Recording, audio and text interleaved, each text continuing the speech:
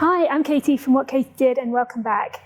Today I'm at our Burbank boutique in California, and I've been spending the week here catching up with everything and finding out all the gossip and finding out what's been going on. And one of the things I was lucky enough to do this time was to go to the Rose Bowl Flea Market. The Rose Bowl Flea Market takes place on the second Sunday of every month, and it takes place in Pasedena, which is pretty close to where we are in Burbank. It's on a Sunday morning, so it's literally 20 minutes down the road on a Sunday morning, which is perfect. And the timing so often the timing is off, so I don't make it as often to the Rose Bowl as I'd like to. But if it isn't on when I'm over, then I tend to go to the Melrose Trading Post, which is close to our old shop on Melrose Avenue, because that's on every Sunday, but it's not a patch compared with the Rose Bowl Flea Market. The Rose Bowl is a huge flea market, and it covers just about everything, antiques and vintage, and there's arts and crafts and new things, but most of it is vintage and antiques. I wouldn't like to say that the heyday of the Rose Bowl is over, because it most certainly isn't, but the prices they're kind of retail prices. The people who trade at the Rose Bowl Flea Market are very definitely traders, as in that's their job or that's their side hustle. They're not people clearing out their garage or their house and selling things cheap. It is their job. So although you don't get crazy bargains, and you might be lucky, you might find something cheap, you really shouldn't go there with getting bargains in mind. You're really going there to find, you really don't know what you're going to find. Everything is there, and there is just so much to look at. You're bound to find something, and as long as you don't go there thinking, oh, I'm going to pick up a real bargain and everything's going to be $10, then you'll be fine, and you'll find some amazing things. The Rose Bowl Flea Market has tiered entry schemes, so tiered entry prices, and you can actually arrive there at 5 a.m, which is when the traders start setting up. But the cheapest at the moment is $9 to go after 9 a.m. There's a tier from 5 a.m. to 7, from 7 to 9, I think, and 9 o'clock after that it's $9, and it's fine to turn up at 9 o'clock. You won't miss very much at all. They say you can book tickets online now to avoid the queues, but the queues really aren't that major anyway. There's not.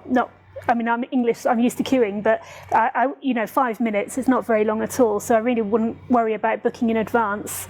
There's plentiful free parking.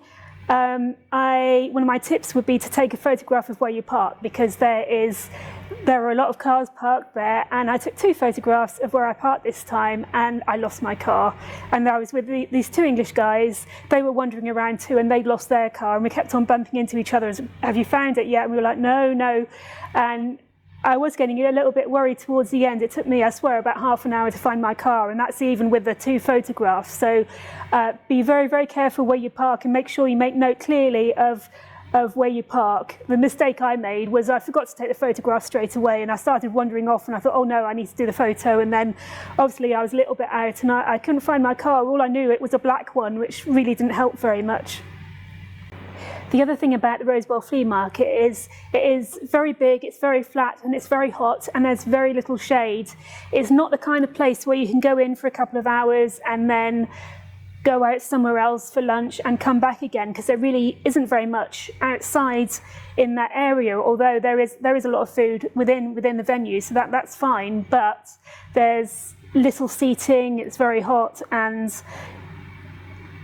you need to be aware of that. So you need to make sure you've got your water bottle, you need to make sure you've got your parasol, your sunscreen, and just be prepared that if you're not prepared, you're going to get sunstroke or sunburn and dehydrated and end up not very happy at all. And this is very much a case of do as I say, not do as I do, because yesterday I had to resort to buy my first bottle of Diet Coke in 5 years, and it tasted absolutely awful.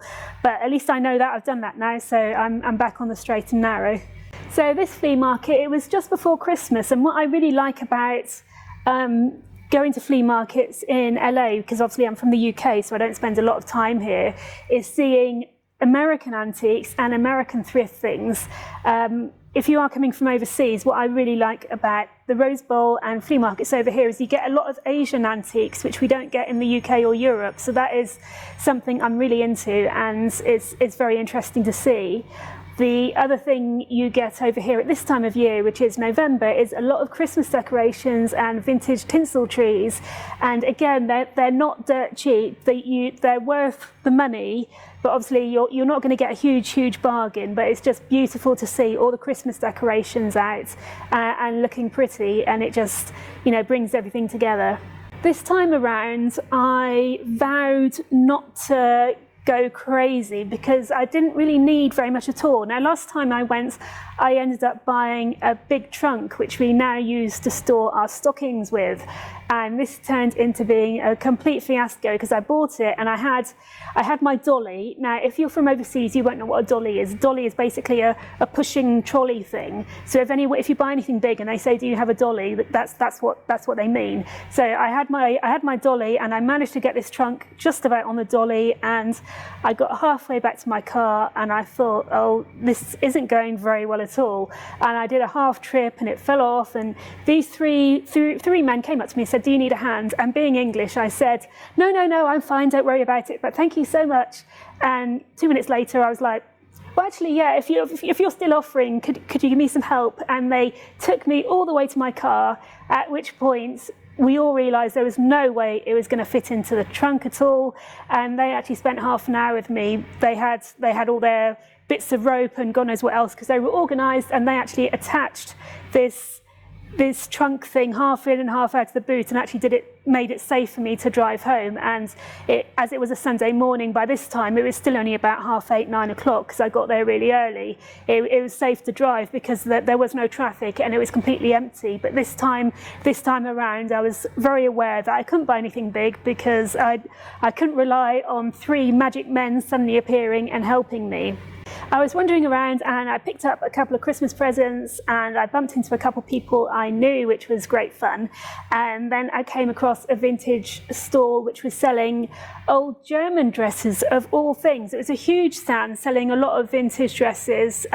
If you go right to the other side, so the other side of the canal, that's where the cheaper area is, and there's a lot of vintage clothing.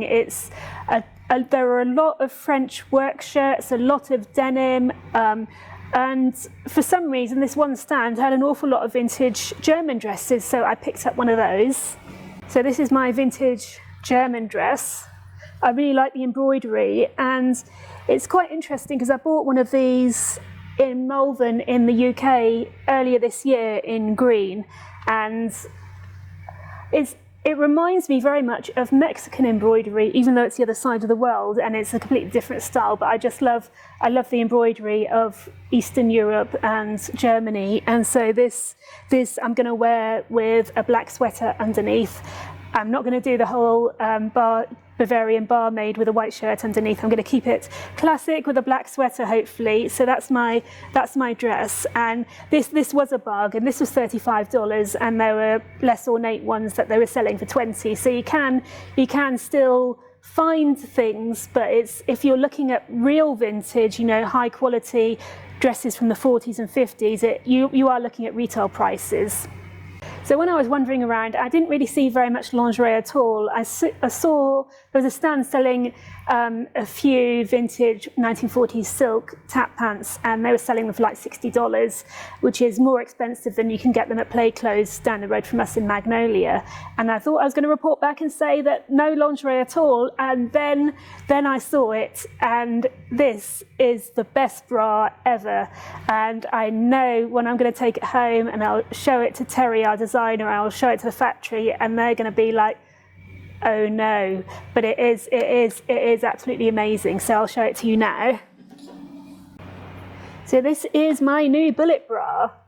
I've never seen anything like this before, and the lady I bought it off had never seen anything either like this.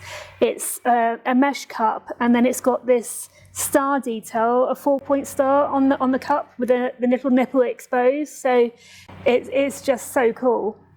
It's by, let's have a look at the label, Monaco de Pose. You'll have to excuse my French accent. It's a French brand.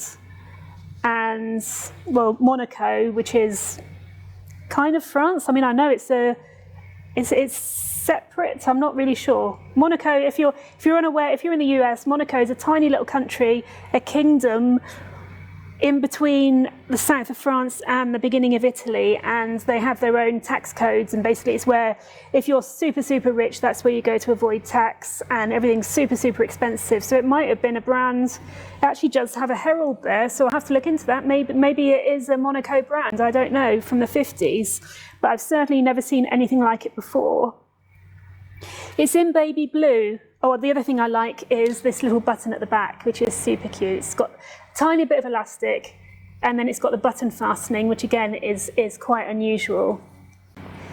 It is baby blue, and a lot of the pieces I've picked up recently are baby blue. It's not a colour I'd associate really with vintage lingerie, but obviously it was quite common. We have done baby blue in the past. We haven't. I mean, the pieces I've picked up recently have made me think that maybe we should revisit it. So if you've got any comments about colours you'd like to see again, please let me know, and I'll see what we can do. This piece here, I purchased it from a stand called Carney Couture, and it was $62. So again, it was quite expensive. For me, obviously, it's an amazing bra, and it's crazy for me to say it's expensive for a vintage piece, because if we were going to remake something like this, it would be more than $62. So this is the original piece. It's just that in your head, you always have an amount of how much you're willing to spend on a piece, and to me, this was quite a lot of money. But on the plus side, it's a 34C, so it is actually my size. So it's just amazing, and I can't wait to try it on and show it to everyone back home. If you Google the Rose Bowl Flea Market, they've got a website, so it'll tell you all the dates it's on. And if it's not on the weekend you want to go, then check out the Long Beach Flea Market, because you might be lucky and that might be on instead. And the Long Beach Flea Market is very, very similar. It's just the other side of LA. So if you're in Burbank, it's a bit of a trek, but it is really a whole day out. And of course, on Long Beach, you've got a load of vintage shops as well. So going to Long Beach, if you're into vintage, is a good way to spend the day. If you have any questions about flea markets or thrifting in LA, please get in touch. And in the meantime, I'll catch up with you soon, so take care.